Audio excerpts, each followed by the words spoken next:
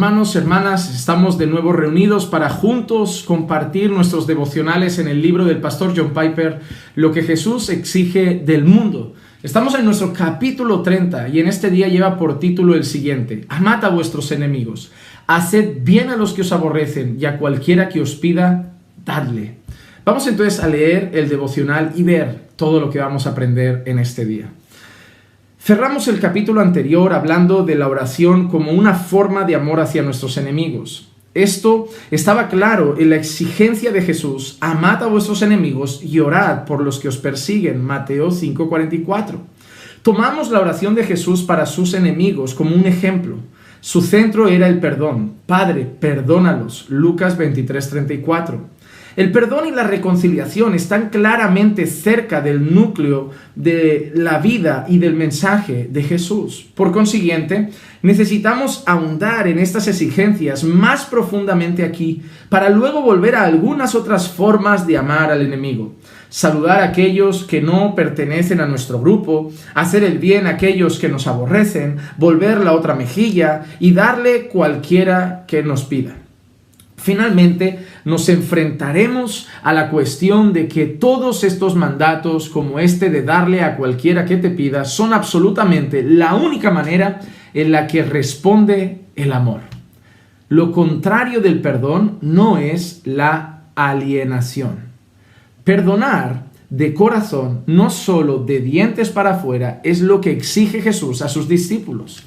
Así también mi Padre Celestial hará con vosotros, refiriéndose al castigo de Dios en la parábola del siervo inclemente, si no perdonáis de todo corazón cada uno a su hermano sus ofensas, Mateo 18:35.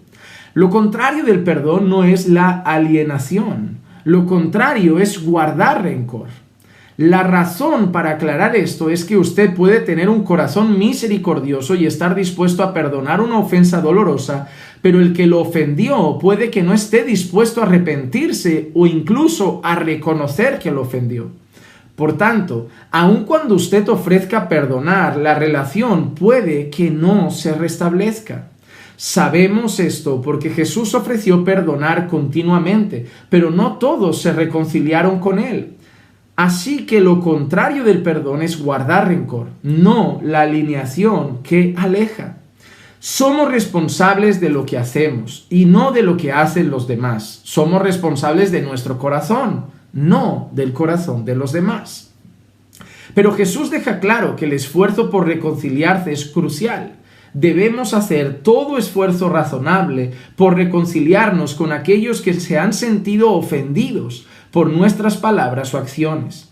Digo todo esfuerzo razonable porque no siempre las personas se ofenden justificadamente.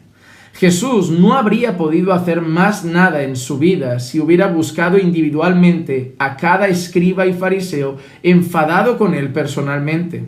Debemos tener esto en mente cuando leemos la exigencia de reconciliación que hace Jesús. Él dijo: si traes tu ofrenda al altar y allí te acuerdas de que tu hermano tiene algo contra ti, deja allí tu ofrenda delante del altar y anda. Reconcíliate primero con tu hermano y entonces ven y presenta tu ofrenda. Mateo 5, 23, 24. Asumo que las palabras "si tu hermano tiene algo contra ti" quieren decir si tu hermano tiene algo legítimo contra ti. Alguien siempre tuvo algo contra Jesús. Nunca hubo un momento de su ministerio público en el que alguien no se sintiera ofendido con él. Si no se le hubiese permitido adorar hasta que se acercara a todas estas personas individualmente para reconciliarse, nunca habría adorado. Asimismo, ha sucedido con la mayoría de sus representantes a través de la historia. Siempre han tenido adversarios irreconciliables. En realidad, Jesús nos advirtió que probablemente no seamos sus fieles seguidores si todos los hombres hablan bien de vosotros. Lucas 6:26. Más bien, bienaventurados seréis cuando los hombres os aborrezcan y cuando os aparten de sí y os vituperen y desechen vuestro nombre como malo por causa del Hijo del Hombre. Lucas 6:22. Resistirse a la reconciliación pone en peligro el alma. Así que el planteamiento de Mateo 5, 23, 24 es que si un hermano tiene una verdadera razón para sentirse herido u ofendido por algo que hicimos, debemos apresurarnos a reconciliarnos. Podemos ver cuán crucial resulta esto en el uso de la palabra así o por tanto. Al comienzo del versículo 23, por tanto, si traes tu ofrenda al altar y allí te acuerdas de que tu hermano tiene algo contra ti, esta palabra de relación significa que Jesús acaba de decir algo que convierte en una urgencia la exigencia de los versículos 23 y 24. He aquí lo que él estaba acabando de decir.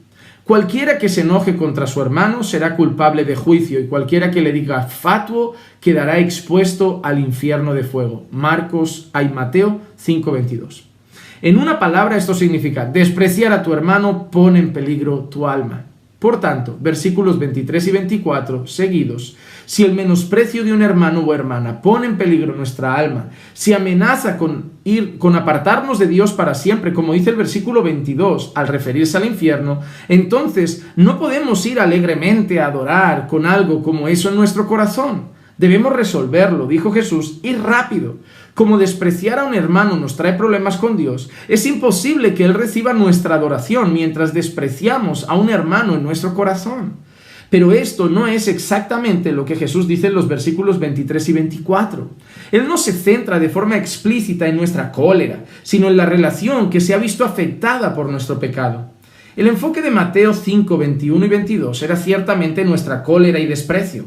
Y la palabra por tanto, al comienzo del versículo 23, muestra que esta cólera está todavía más allá de lo que Jesús está por decir. Pero lo que Él en realidad sí dice se aleja de nuestra sensación subjetiva de cólera o desprecio hasta la relación que se ha visto destrozada a causa de nuestra cólera. La exigencia es: deja allí tu ofrenda delante del altar y anda, reconcíliate primero con tu hermano y entonces ven y presenta tu ofrenda. Jesús supone que esto implicará que deje a un lado su cólera, pero el énfasis está en los pasos concretos que usted debe seguir para hablar con el hermano ofendido. Esto implicará confesar su pecado y pedir perdón. Es una de las cosas más difíciles de hacer por un ser humano orgulloso y pecador. Pero cuando sucede, las puertas del cielo se abren para la más dulce experiencia de adoración. El amor saluda a las personas que no pertenecen a nuestro grupo. Amar a nuestro enemigo incluye a aquellos que son difíciles de amar, ya sea un extraño hostil o una esposa de mal genio. Y por tanto, las formas de amar que Jesús exige son tan variadas como el sacrificio de sí mismo en un extremo del espectro y un simple saludo en el otro extremo. Es sorprendente que en el contexto del amor hacia los enemigos Jesús diga algo tan común como: y si saludáis a vuestros hermanos solamente, ¿qué hacéis de más? ¿No hacen también eso los gentiles? Mateo 5:47. Las personas preocupadas con el sufrimiento mundial y las injusticias internacionales podrían pensar que esto es algo ridículamente individualista e insignificante. ¿Saludar? ¿Realmente importa en un mundo como el nuestro a quien decimos hola por la calle? Jesús sabe que el estado verdadero de nuestros corazones lo revelan no solo las causas globales que defendemos, sino también los actos diarios de cortesía que mostramos.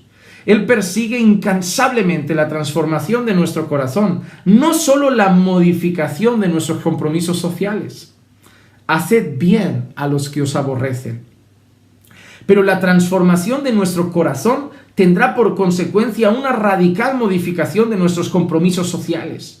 Uno de los ejemplos de amor hacia nuestros enemigos que Jesús nos da es la misericordia diaria de Dios con este mundo rebelde. Dios hace salir el sol sobre buenos y malos y hace llover sobre justos e injustos. Mateo 5:45. El sol y la lluvia son dos cosas esenciales fuera del control humano que las cosechas necesitan para crecer. Así que Jesús está diciendo que Dios llega hasta sus enemigos y les ayuda a suplir sus necesidades de alimento y agua. Él no espera a que ellos se arrepientan. Él muestra misericordia. Por tanto, amar a nuestro enemigo significa actos prácticos de utilidad en la vida cotidiana. Dios brinda a sus enemigos la luz del sol y la lluvia. Usted bríndeles alimento y agua.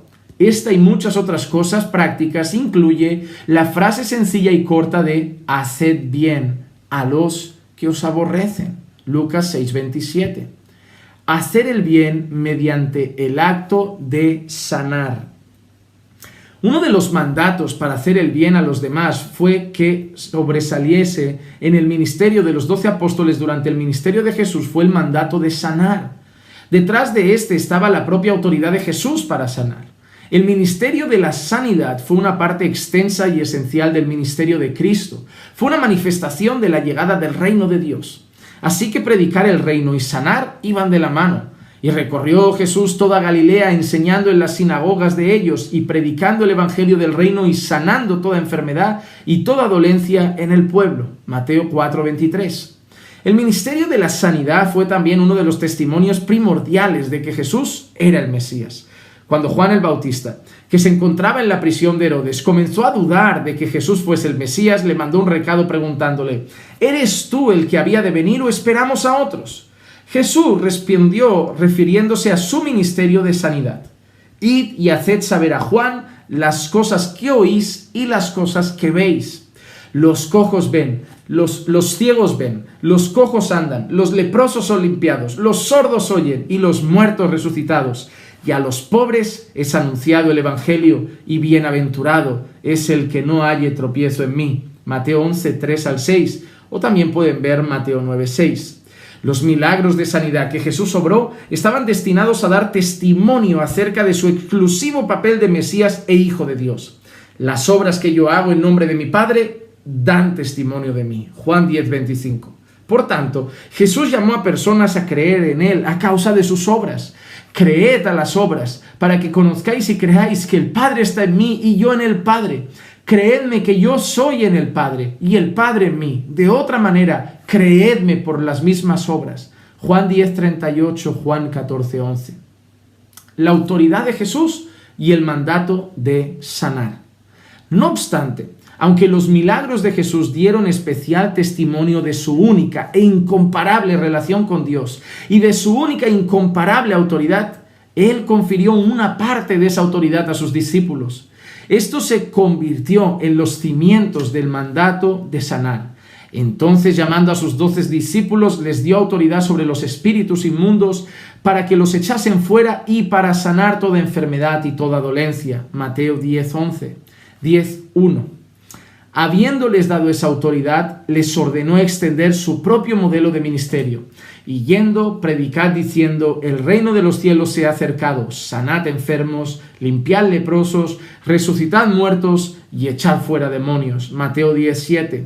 Así sucedió no solo con los 12 apóstoles, sino también con un grupo más amplio de 72 personas.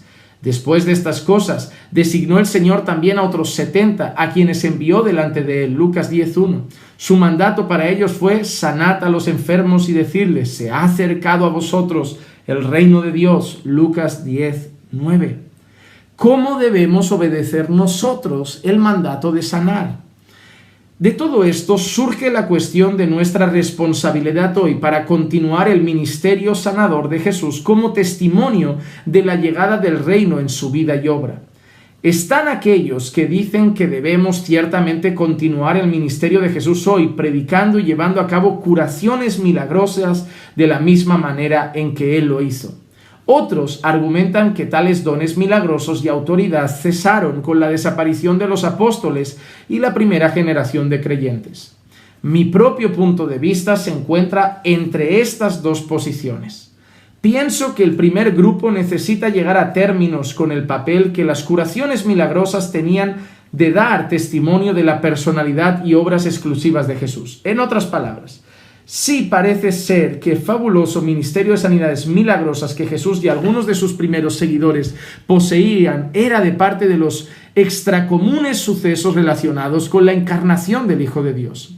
La regularidad y amplitud con el que Él sanó no tuvo paralelos en la historia humana. Todos los ministerios quedan muy por debajo de lo que Jesús hizo verdaderamente.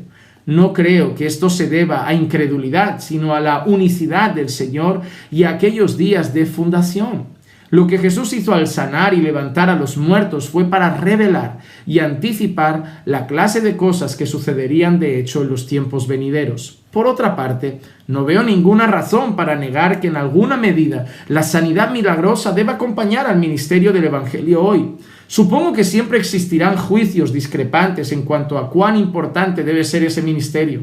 El mejor camino a seguir, me parece a mí, es apreciar a ambos por la realidad de la sanidad milagrosa como testimonio de la compasión y el poder de Dios, y por la posición central de su palabra en la salvación de los pecadores y la soberanía de Dios para sanar según su voluntad. Por tanto, la obediencia a Jesús hoy significará para algunos grupos un retorno a la posición central de la palabra y para otros grupos un descubrimiento de la libertad y el misericordioso poder de Dios en la sanidad. Hacer el bien cuando somos aborrecidos. Los milagros de Jesús no siempre resultaron en fe salvadora. Algunas personas se sintieron más impresionadas con su poder que con su persona. En una oportunidad, los propios hermanos del Señor estuvieron más enamorados de la aclamación pública que estaba recibiendo que de la belleza espiritual revelada a través de esos milagros. Ellos trataron de que Él hiciera más públicamente sus milagros en Jerusalén, porque ninguno que procura darse a conocer hace algo en secreto. Si estas cosas haces, manifiéstate al mundo. A lo cual añade Juan, porque ni aun sus hermanos creían en Él. Juan 7, 4 y 5. Y uno debe reflexionar con dolor sobre el hecho abrumador de que Judas probablemente obró milagros de sanidad junto a los demás apóstoles, pero al final traicionó a Jesús. Por tanto, incluso el ministerio de la sanidad puede caer dentro del mandato «haced el bien a los que os aborrecen». Debemos hacer una pausa e interiorizar bien esto. Aborrecer es una palabra muy fuerte. Piense en cómo se vería y cómo se sentiría el ser aborrecido. Y luego sopese la maravilla de hacer el bien a aquel que lo aborrece a usted. Jesús ciertamente sabía lo que era ser aborrecido. Lucas 19:14, Juan 7:7, Juan 15:18, Juan 15:24 y 25. Y Él entregó su vida por todos sus enemigos que recibieran su amor cuando Jesús dijo: nadie tiene mayor amor que este, que uno ponga su vida por sus amigos, en Juan 15:13. Él no estaba midiendo la grandeza de su amor por el hecho de estar muriendo por sus amigos, sino por el hecho de estar muriendo y haciéndolo libremente.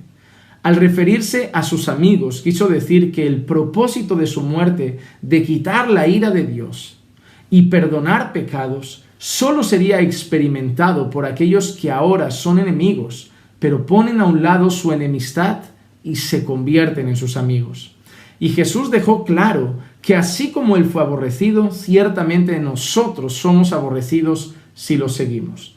Y seréis aborrecidos de todos por causa de mi nombre. Mateo 10:22.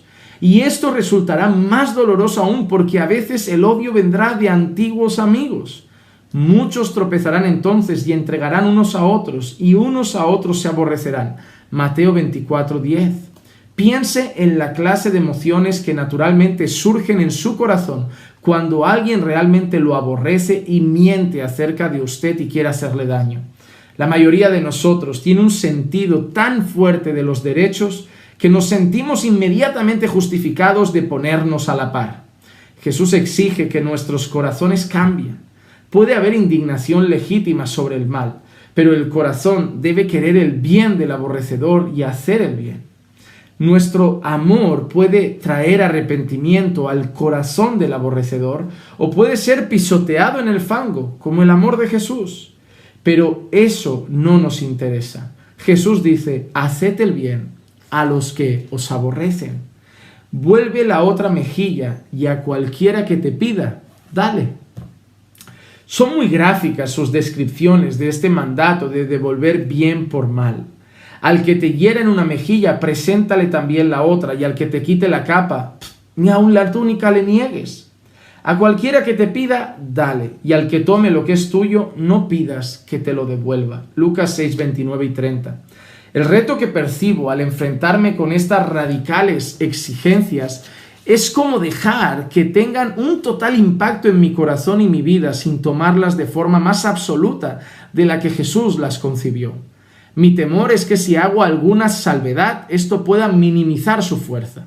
Por otra parte, también perderán su fuerza si parecen tan irreales que las personas les pasen por encima como irrelevantes para la vida real.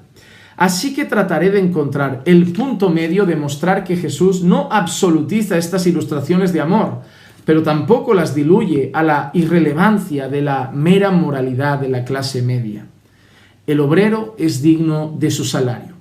Existen varias razones, supuestamente, de por qué creo que la intención de Jesús es que tomemos esos mandatos como ilustrativos del tipo de cosas que el amor con frecuencia hace, en vez como lo que el amor siempre hace. Primero, el requisito de que nosotros siempre accedamos a las demandas de alguien e incluso demos más de lo que se nos exige socavaría, según parece, el principio de justicia en el orden económico que Jesús mismo aprueba. Por otra parte, Jesús dice, a cualquiera que te pida, dale. La palabra es general, en vez de un término técnico para mendigar. Y al que tome lo que es tuyo, no pidas que te lo devuelva, Lucas 6:30. Pero por otro lado, Jesús aprobaba darle al obrero lo que sería un salario justo, no simplemente lo que ellos querían que su empleador les diera, Mateo 20, 9 al 14. Jesús defendía el principio económico, el obrero es digno de su salario, Lucas 10:7, el cual parece implicar que el obrero no está obligado a trabajar sin salario y el empleador no está obligado a pagar el salario sin trabajo. Este orden económico que Jesús apoya se vendría abajo, lo mismo si la mano de obra o la administración aplicara el mandato de Jesús a cualquiera que te pida, dale, como garantía para exigir que el otro, obedeciendo a Jesús, diera sin remuneración alguna. No obstante, el Señor dice a sus discípulos que en su ministerio de gracia recibisteis, dad de gracia, Mateo 10:8. Así que por un lado tenemos la declaración que demanda la liberación radical de la necesidad de remuneración, a cualquiera que te pida, dale, y por otro lado tenemos la declaración que afirma el orden económico que sostiene en el principio de una remuneración justa, incluso en el ministerio, el obrero es digno de su salario. Me parece, por tanto, que la exigencia de Jesús de a cualquiera que te pida, dale, no es una exigencia universal o absoluta para cualquier circunstancia, pero es una manera frecuente en la que el amor actúa. Cuando hacer bien no significa dar. Otro indicador de que estas exigencias no son absolutas para cada situación es que los dos mandatos, haced bien a los que os aborrecen y a cualquiera que te pida, dale, puede que no siempre nos lleven a actuar de la misma manera. Podemos tener un muy buen plan de cómo hacer bien a una persona que no implique darle lo que pida. Y darle lo que pida puede no significar hacerle bien. Esto puede verse fácilmente en programas de recuperación, donde el plan implica no consumir alcohol durante 6 meses de internado. Si el paciente exige dinero para beber, le diremos con amor que esa no es la manera en que podemos hacer bien por él en ese momento. Jesús no siempre dio al que le pidió. Un ejemplo es cuando los principales sacerdotes y los ancianos del pueblo le preguntaron, ¿con qué autoridad haces esas cosas y quién te dio esa autoridad? Jesús puso a prueba la autenticidad de ellos, pero fallaron la prueba y él les dijo, tampoco yo os digo con qué autoridad hago estas cosas. Mateo 21:23, Mateo 21:27. Lo que esto significa es que hacer bien no siempre es lo mismo que dar a quien te pida. Cuando los candidatos al amor compiten. Un tercer indicador de que estas exigencias no son absolutas para cualquier situación es que casi siempre tenemos candidatos compitiendo por nuestro amor. En otras palabras, lo que el amor parece exigir para una persona es una conducta que no será de amor para otra. Muy sencillo. ¿Y si 2 personas te pidieran la misma cosa al mismo tiempo? ¿O si el dinero que tienes separado para pagar el alquiler de una persona pobre se lo pide un mendigo a usted? ¿O si un ladrón le dice que le entregue las llaves de su auto cuando su hijo está en el asiento trasero? La mayoría de las veces cualquier elección de dar nuestro tiempo o dinero a una persona significa que no podemos dársela a otra. Por tanto, no nos queda otra opción que aplicar otros principios además del simple mandato de dar con el fin de decidir la forma más amorosa de hacerlo. Por tanto, concluyo que los mandatos de Jesús de dar a quien te pida y prestar sin esperar nada a cambio no son definitivos o absolutos para cualquier situación. El propio mandato de amar que él ilustra funciona como guía de cómo se aplican. De manera típica, los comentaristas dirían que estos mandatos son hipérboles, exageraciones retóricas. Yo les pediría aclarar si se refieren a hipérboles por la clase de acción que Jesús exige o a hipérboles por la frecuencia con que se exige. En mi opinión, la última es la correcta. En otras palabras, no quiero negar que cualquiera de estos mandatos deba ser cumplido literalmente en ocasiones. Más bien, pienso que lo que resulta hiperbólico es la impresión de que estas conductas son la única forma en que actúa el amor en respuesta a las situaciones descritas. Pienso que Jesús mismo nos da abundantes indicios de que no fue esto lo que él quiso decir. Hay momentos cuando hacer bien a alguien no implicará darle lo que le pidan. ¿Qué significa entonces estos radicales mandatos? ¿Qué debemos hacer en respuesta a ellos? Si estos no son de forma absoluta de la manera de actuar para cualquier situación, ¿qué son? Sobre esto hablaremos en el próximo capítulo, así como también sobre la pregunta: ¿cómo es posible amar así? ¿Cómo es posible amar así? En el capítulo de hoy hemos visto dos cosas que rápidamente quiero pasar por encima y recordar porque son de suma importancia. En primer lugar, el acto de querer reconciliarnos con un hermano no significa siempre que las relaciones se van a restaurar. Nosotros como creyentes tenemos el llamado a dar siempre un paso adelante. Es decir, si tenemos alguna enemistad o algún problema con algún hermano, no debemos quedarnos sentados esperando que sea el otro hermano el que venga siempre a reconciliarse con nosotros. Nosotros debemos dar el primer paso. La Biblia nos enseña a que nosotros somos llamados pacificadores en una de las bienaventuranzas del Sermón del Monte. Queremos la paz. La Biblia también nos dice: en cuanto dependa de vosotros, estad en paz con todos los hombres. El deseo del corazón del creyente es no estar enemistado absolutamente con nadie. Obviamente Jesús tampoco quería estar enemistado con las personas, pero muchas veces esa enemistad no depende de nosotros. Cuando hay algún problema, nosotros siempre tenemos que hacer lo posible por la reconciliación. Nosotros siempre tenemos que hacer posible por estar a cuentas con nuestros hermanos, por pedir disculpas, por reconciliarnos. Pero muchas veces, aunque nosotros pidamos disculpas, aunque queramos reconciliarnos, la otra persona también va a tener que tomar su propia decisión. Y a veces las otras personas no quieren esa reconciliación. Prefieren distanciarse, prefieren seguir enemistados. En ese momento, nosotros ya no tenemos ningún problema con Dios. En ese momento nosotros estamos completamente libres porque nosotros hemos hecho nuestra parte. Nosotros no somos juzgados por si la otra persona nos perdona, sino por el perdón que nosotros pedimos, por nuestro arrepentimiento o por el perdón que nosotros ofrecemos, no por la decisión de la otra persona. Nosotros rendimos cuentas por lo que abarca nuestro corazón. Si hay rencor, si hay ira, si hay odio, si hay enfado, por eso sí rendiremos cuentas, pero no podemos rendir cuentas por lo que hay en el corazón de otra persona que a lo mejor nos odia o nos aborrece. Muchas personas aborrecieron y odiaron a Jesús y nunca se reconciliaron con Él, pero no tuvo la culpa Jesús. Eran sus propios corazones. Así que nosotros debemos luchar por estar en paz con nuestros hermanos. Afecta incluso a la ofrenda, que es un acto de adoración. Y Dios prefiere que paremos nuestra adoración y primero nos esforcemos por reconciliarnos con cualquier hermano con quien podamos estar ofendidos. En segundo lugar, nosotros debemos tener en cuenta lo que también nos dice de al que pida, dale. Si nosotros aplicáramos, como dice John Piper, de forma absoluta ese mandato, y ahora salgo yo a la calle y me encuentro, por ejemplo, a 30 mendigos en fila y los 30 mendigos me piden dinero. Uno puede tener problemas de drogas, uno puede tener problemas de alcohol, uno puede gastárselo en el juego, en el vicio, en las apuestas. Pero si yo simplemente tengo que hacer caso al mandato y lo entiendo como un absoluto, pues mira, toma dinero, toma dinero, toma dinero, toma dinero. Luego viene otra persona, dame 1.000, pues toma 1.000. Ay, dame tu coche, pues toma mi coche. Dame eso, pues toma eso. No podemos entender eso como un absoluto. Debemos buscar entender el mensaje, la enseñanza que nos quiere traer ese mandato. Obviamente, muchas veces una muestra de amar es dar. Si una persona llama a nuestra casa a un hermano que no tiene para la comida y nos dice: Juan Manuel, no tengo para hacer la compra para mi casa, obviamente le vamos a dar. Es una necesidad y es una manera en que cubrimos con amor la necesidad de nuestro hermano, o una ropa, o una ayuda de cualquier tipo.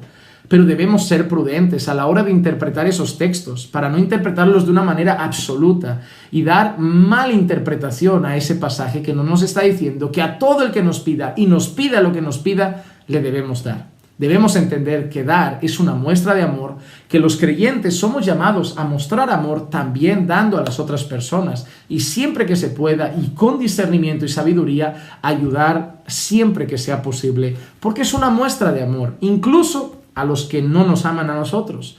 Hay muchas veces, y yo conocí una vez una iglesia que ofrecía alimentos solo a las personas que iban a los cultos. Si ibas al culto te ayudaban con alimentos, pero si no ibas al culto no te ayudaban. Entonces a veces pasaba gente musulmana, árabe o gente atea y necesitaban alimentos, pero no les daban porque no iban al culto después. Y eso no creo que sea lo que Jesús querría. Nosotros somos llamados a ayudar siempre que sea posible a todas las personas, amigos y enemigos. Y la verdad, no hay mejor manera de mostrar el amor de Dios que luchar contra este corazón orgulloso y malo, lleno de ego que tenemos todos nosotros, y pasar por encima de nosotros y mostrar ese amor solidario, misericordioso y compasivo, incluso a los que nos aborrecen. Que el Señor nos ayude a mostrar amor de esa manera y a dar importancia a la reconciliación con los hermanos que nos puedan haber ofendido. Vamos a orar. Padre, te doy gracias por tus palabras. Tu palabra es perfecta, Señor, y nos pone delante del espejo y nos enseña cómo debemos actuar, cómo debemos caminar, cómo debemos ser, sobre todo para darte a ti la gloria. Señor, ayúdanos a reconciliarnos con aquellos con los que estamos mal, a dar nosotros siempre el primer paso cuando nuestro corazón tiene algo contra alguien. Padre, y siempre que sea posible, trae reconciliación a las relaciones, aunque sabemos que también depende de la otra persona. Ayúdanos también a ser generosos, dando y ayudando a aquellos que lo necesitan, no solo a nuestros amigos, sino también a nuestros enemigos si es necesario. Hacerlo con amor, con sabiduría, con discernimiento, pero guíanos siempre a hacer el bien a todos, amigos o no. Ayúdanos, Señor, porque así mostramos que tú estás en nosotros y nosotros estamos en ti. Así te daremos la gloria. Y eso es lo que queremos, que ya sea que comamos o bebamos o hagamos cualquier otra cosa, lo hagamos todo para tu gloria. Gracias, Padre, por todo. En el nombre de Jesús. Amén, amén y amén. Bueno, hasta aquí hemos llegado con este devocional, otra vez muy edificante. Y estoy viendo ya el próximo capítulo. Amad a vuestros enemigos para demostrar que sois hijos de Dios. Y veremos cómo amar a nuestros enemigos demuestra realmente que Dios está en nosotros. Somos su pueblo. Entonces, hermanos, suscríbanse al canal, acuérdense de activar las notificaciones, así, si no me equivoco, les llegará un correo electrónico cada vez que subamos nuevo contenido, ya que subimos también otras cosas, esperando siempre que esto edifique sus vidas. Y recuerden algo, siempre, siempre lo diremos, les amamos en el Señor.